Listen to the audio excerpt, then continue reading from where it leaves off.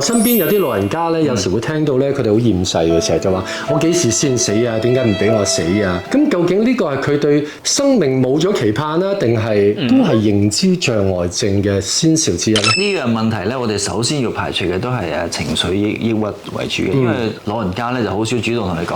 哎呀，我呢排好焦慮，嗰排好抑鬱啊！即係好少老人家會直接通常表現出嚟咧。當然我哋唔排除有啲老人家可能將呢句想死作為口頭禪啦。但係如果佢平時唔係咁嘅話咧，忽然間講呢啲説話咧，我哋就擔心佢係咪即係情緒低落啦。長者通常都係話自己嗰度唔舒服啊，呢度唔舒服啊，食慾差啊，暴瘦啊，或者最嚴重嘅危險信號咧，就佢安排下自己啲財產啊、身後事點樣啊，嗰啲就係佢有計劃開始行動啦。係嗰個傾向啦，係即係開始計劃啦。咁所以作為家人或者朋友都要小心啲觀察身邊嘅老人家嘅一啲嘅心理質素或者個行為嘅咯喎。係啊，因為長者抑鬱高危組群嚟嘅，我哋相信大家身體又開始差啦，家人又可能好忙唔得閒理自己啦，朋友又少啦，對住四埲牆就好容易胡思亂想啦，咁啊容易抑鬱，同埋自殺率都係好高嘅。同埋少少分享，我記得當年我照顧我爹哋媽咪嗰時候咧，佢哋曾經都好活躍嘅，咁佢哋就會都成日去下啲社區中心啊、老人中心去玩下咁，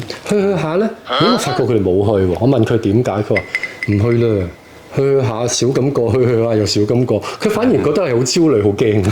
咁所以多啲花時間陪下你自己嘅老人家啦。